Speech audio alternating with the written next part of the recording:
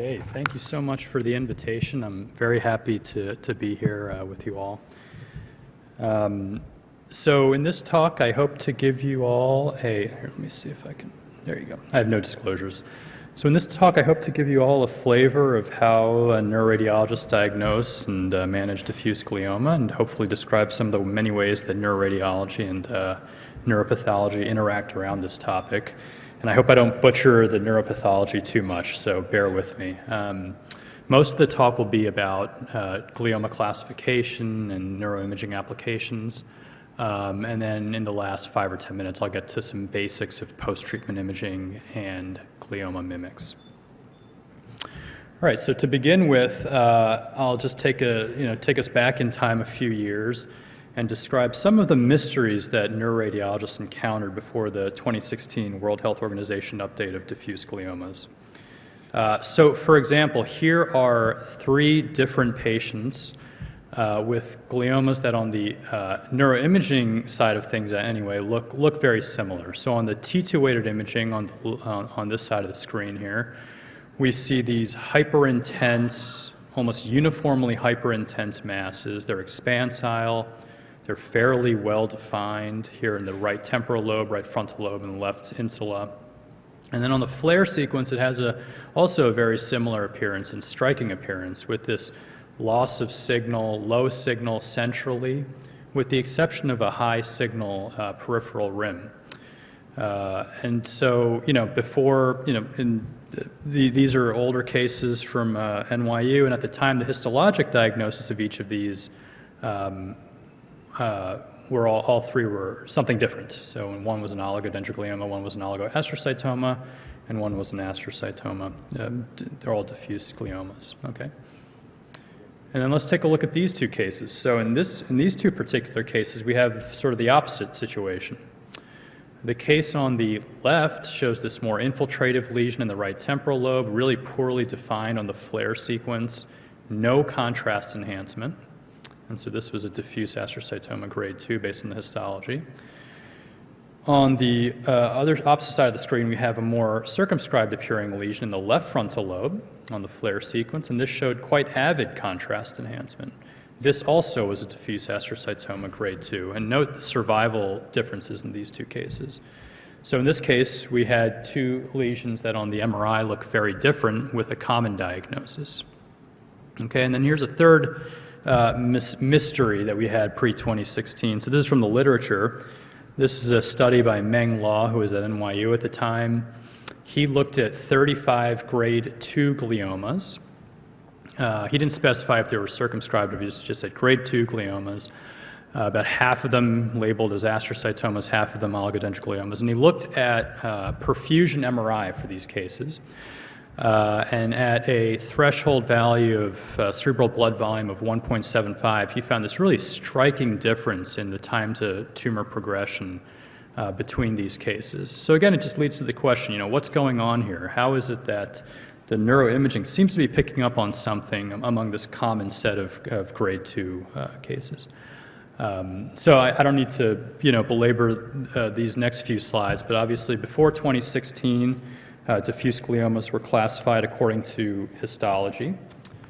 In 2016, the World Health Organization integrated molecular markers for the first time, in particular for our purposes, IDH and 1p19q codeletion. And of course, things have moved on considerably since then with the whole series of additional molecular markers integrated in the most recent CNS brain tumor classification. So returning to our sort of mystery cases, it turns out that these 3 lesions were not in fact different, but all represented IDH mutant astrocytomas. Okay. These 2 cases, according to the 2016 update, unfortunately were still the same thing. We at that point realized they were IDH wild type, but of course that wasn't the end of the story.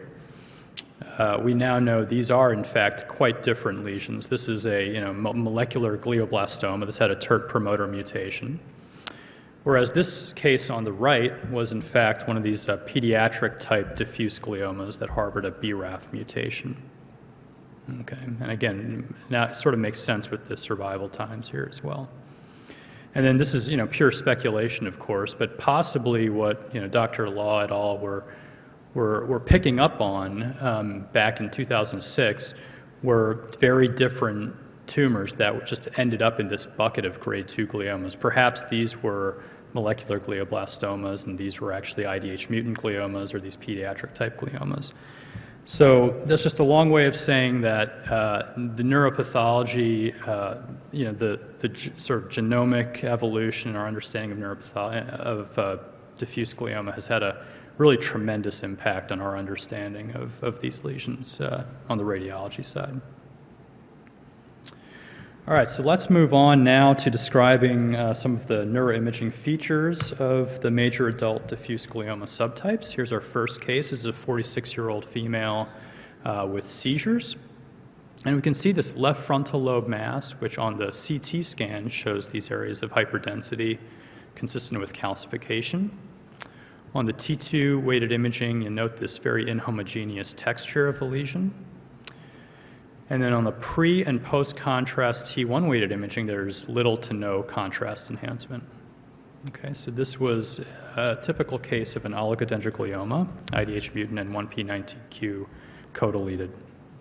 So oligodendrogliomas, obviously all know this better than me probably, but they occur in young to middle-aged adults. They can be grade 2 and grade 3, and their prognosis is the best among the major adult diffuse glioma subtypes. So this blue line is the survival curve for oligodendrogliomas here. On neuroimaging, seeing calcification can be very helpful. It's a very specific diagnostic marker on neuroimaging, but it's not present in probably most cases, unfortunately. Other clues are this very heterogeneous texture on T2 weighted imaging, cortical thickening, and frontal lobe location. With respect to differentiating between grade 2 and grade 3 oligodendrogliomas, it seems like contrast enhancement is the best clue on imaging, but you can see there's a fair amount of overlap. And then, of course, there are pediatric oligodendrogliomas. These tend not to have a 1p19q codeletion. They're childhood tumors. I'm not aware of any distinctive imaging appearances. This is an example in the right temporal lobe. They tend to be non-enhancing. But again, I don't think there's anything that really makes them stand out. All right, this is our next case. This is a 34-year-old with headaches and seizures. We have a left frontal lobe mass, which on the CT in this particular case shows no calcification. On the T2 weighted imaging, as opposed to our oligodendroglioma, this particular case has a very uniform high signal throughout. Okay. On the flare sequence, it has this very interesting appearance where centrally it's low signal intensity predominantly, and then it has this high signal peripheral rim. So this is called the T2 flare mismatch sign. And on the ADC map, this is a diffusion weighted sequence, so on the ADC map there's very high signal and no contrast enhancement. And so this is a very typical example of an IDH mutant astrocytoma. IDH mutant astrocytomas occur in young adults predominantly. Their prognosis is a little bit worse than oligodendrogliomas. The red line here is the survival curve for IDH mutant astrocytomas. And on neuroimaging, this T2 flare mismatch sign that we've seen a couple of times now is a very specific sign of IDH mutant astrocytomas, but not particularly sensitive, seen in a little bit less than half of these cases. And again, what you see is this very high signal, uniform high signal on the T2 weighted imaging, and on the flare sequence, centrally the signal suppresses. Now you'll notice the flare sequence is designed to null water signal. So for example, the CSF and the lateral ventricles here are dark. So, and the sulci, the CSF and the sulci are darker on the flare sequence as well.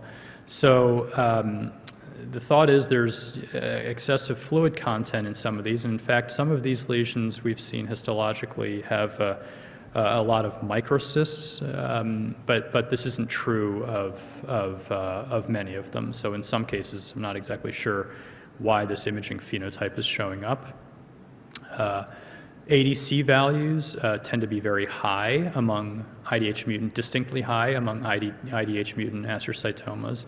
ADC stands for apparent diffusion coefficient, and it is a value that's derived from diffusion-weighted imaging. And they tend to be a little bit more well-defined and can occur in the frontal lobes, temporal lobes, and insula most commonly. Of course, IDH mutant astrocytomas can be grade 2, grade 3, or grade 4. And among the imaging metrics that correlate with grade in this tumor subtype are increasing grade are contrast enhancement, increasing cerebral blood volume, and lower ADC values. Okay, so I'll just move on to this slide here. This is contrast enhancement on the y-axis and tumor grade on the x-axis, and you can see there's a fairly linear relationship between contrast enhancement and tumor grade among IDH mutant astrocytomas. Ring enhancement, on the other hand, is distinctly a feature of grade 4 IDH mutant astrocytomas, and ring enhancement correlates with pathologically with necrosis. All right, so I've described the two subtypes of IDH mutant gliomas in adults. This is sort of a summary slide here. Radiologists are about 80 to 90% accurate at differentiating these two subtypes just based on the neuroimaging when compared to the pathology. And so now I'm just going to show a few interesting cases that we encountered at UVA that caused some raised some questions. So here's an example of a left parietal lobe mass, very heterogeneous on the T2-weighted imaging. I'm not sure it's come. Yeah, you can see it better there. Very heterogeneous on the T2-weighted imaging, and there's calcification on the CT. So based on the neuroimaging, we would have felt pretty confident that this was going to be an oligodendroglioma.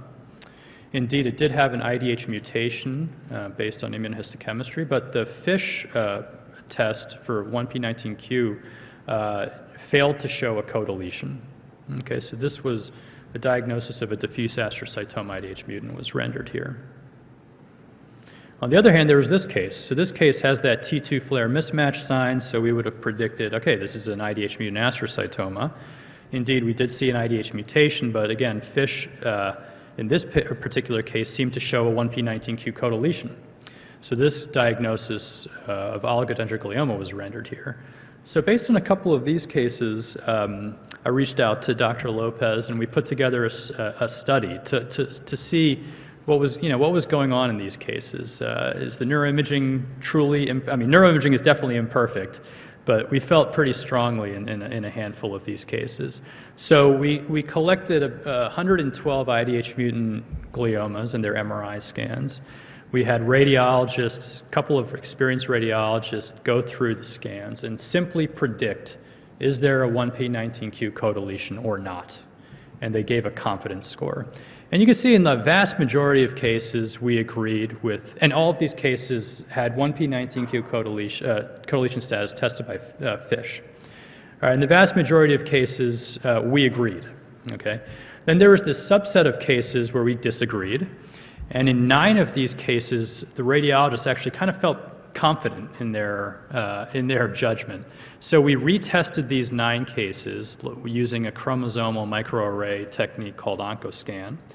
And it turns out that in 6 out of these 9 cases, the OncoScan was discordant with the FISH result. And we had another case of 9 control cases where they were completely concordant.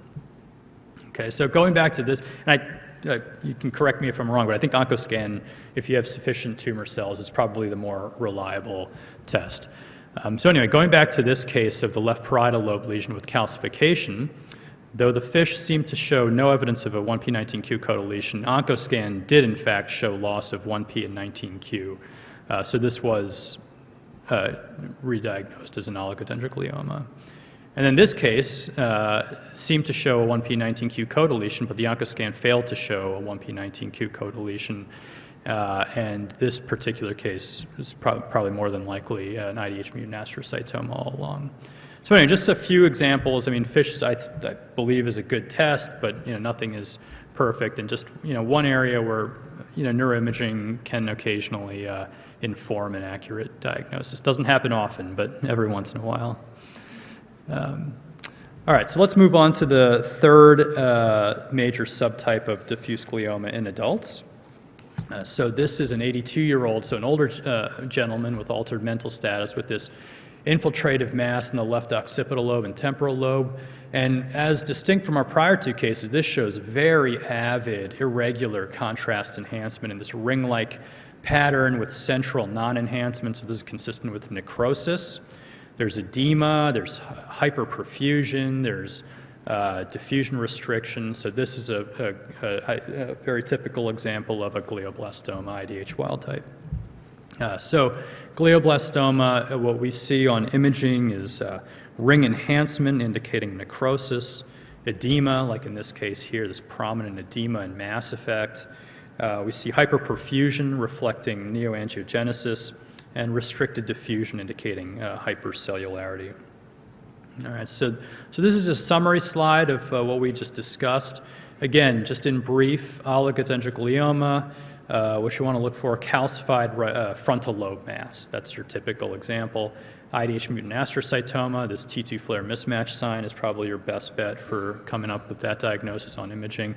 And then glioblastoma, necrotic ring-enhancing mass with prominent edema in an older patient.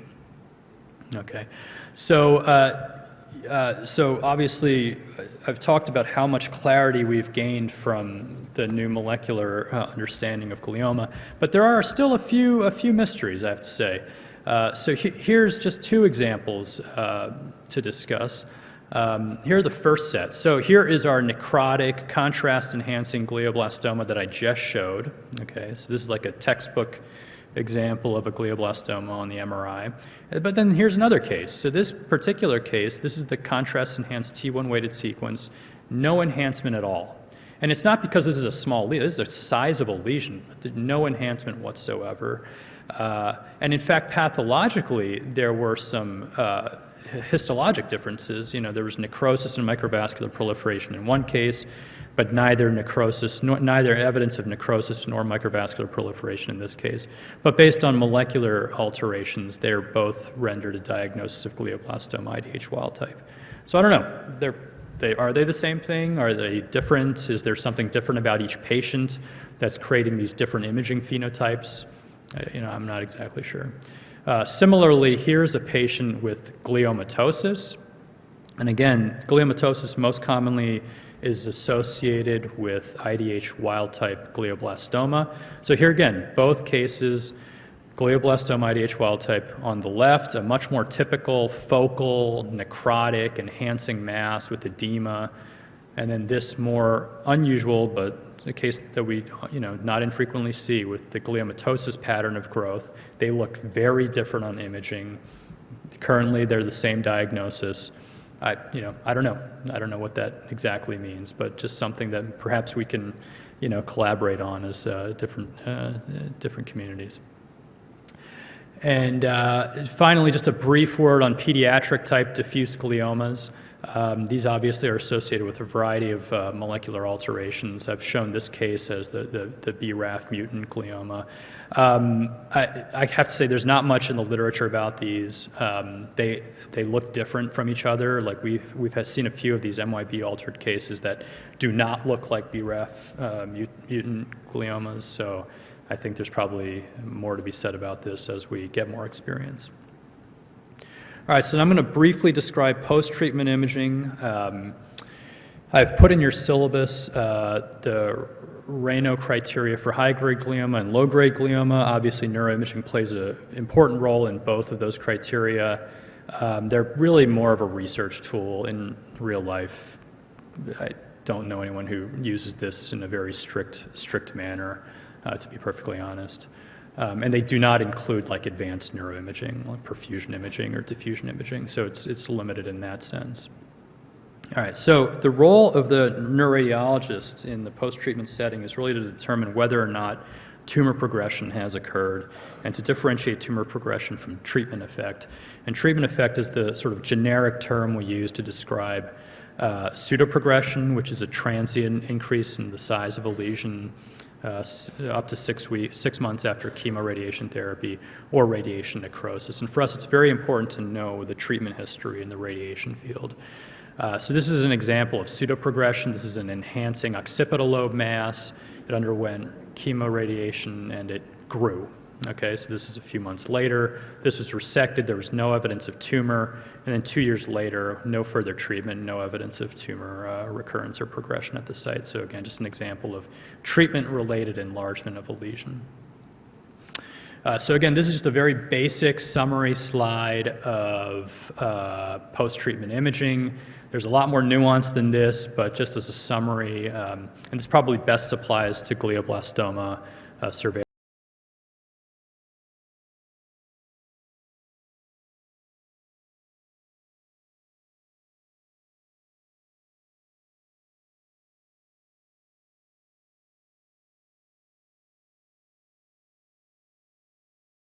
I quite like elevated choline levels.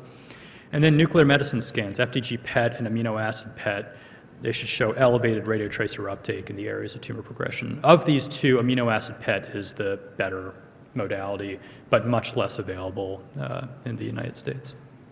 So just a couple examples. This is a patient with a glioblastoma, developed an enhancing mass in the left frontal periventricular region, corpus callosum. So the question is, what is this? Is this a radiation injury? Is this tumor? We see low ADC values on the diffusion-weighted imaging. We see hyperperfusion on the CBV map. This is spectroscopy. Here's our choline peak, very elevated. So this is all consistent with tumor progression. Okay, here's another case. This is an IDH mutant astrocytoma from the left frontal lobe, and the patient developed this contrast-enhancing nodule that over 6 months kept growing. Okay, so we performed MR spectroscopy, and in the normal right frontal lobe, this is just a normal MR spectrum. Okay, here's choline. In the affected enhancing area on the left, you'll notice all of the metabolites are down. Okay, so that's a very typical, including choline. Okay, so that's a very typical appearance of radiation injury, treatment effect. The only thing that gets elevated in that setting is lactate, which is right here. And in fact, we did resect this enhancing nodule. There was no evidence of tumor. Okay, so just a couple of examples of post-treatment imaging. All right, last slide basically on glioma mimics. These are just 4 cases of glioma mimics. So, again, part of our job as radiologists is when we encounter a focal brain lesion to determine what it is. Not everything obviously is a glioma, and some things look a lot like glioma. So sometimes we have to provide a differential diagnosis. So here are some examples. This ring-enhancing mass in the right frontal lobe is distinguished by its very striking restricted diffusion centrally within the area that is non-enhancing. So this is a typical example of a cerebral abscess. Okay, this ring-enhancing mass down here in the right parietal lobe with surrounding edema turned out to be a solitary metastasis from a lung cancer. I think anyone would have a hard time distinguishing this just by the imaging from a glioblastoma. This patient has a diffusely enhancing mass across the corpus callosum into the frontal white matter bilaterally, restricted diffusion associated with the contrast enhancement, no evidence of necrosis or central non-enhancement. This is a typical case of CNS lymphoma. And in this case, this large right frontal lobe mass crossing the corpus callosum has this very interesting pattern of contrast enhancement. It's this partial peripheral contrast enhancement just on one side of the lesion, and that's a typical appearance of tumefactive demyelination.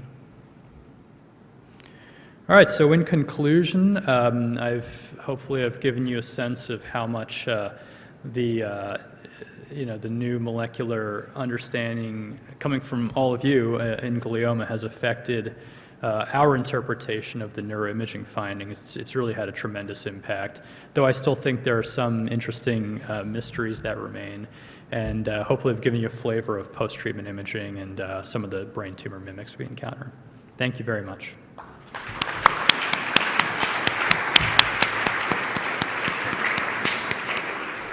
Thank you very much, Sohil. As usual, very clear and so much to learn.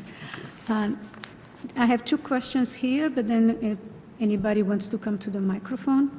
So the first question for Dr. Dulai, can you explain why the T2 flare mismatch occurs only in IgH astrocytomas, mutant astrocytomas? Yeah, I think it's a great question. I wish I knew I wish I knew the answer. So we looked at Dr. Brad actually helped us look at this. So we looked at the TCGA cases that showed this T2 flare mismatch sign. Then we looked at like a control set that didn't have it.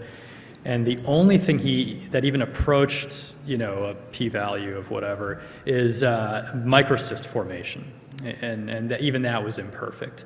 It has something to do with the fluid, the water content of these tumors. I mean, that's the way the flare sequence is designed, but I don't exactly know why it shows that. In oligodendrogliomas, you'll see small areas, like focal areas, where the flare signal sort of drops out, but you won't see this like dramatic, like the whole thing except for the periphery never has that appearance. So sorry, it's a bit of a non-answer, but it's still not Please sure. go ahead. Yeah, thank you very much for this nice presentation. So my question about the IDH wild-type glioblastoma, the two different patterns. So in follow-up, were these cases with no enhancement and nothing? In follow-up after 6 months, 1 year, does it show the same features as the regular GBM? Yeah, that's a great question. Okay, so the problem is they undergo radiation treatment, so then they start enhancing. And like, we don't know what that means, you know what I mean? So then is that pseudoprogression? Like, what is that? So that particular case that I showed, that one case, I can say that patient's been doing well, and it's been 2 years.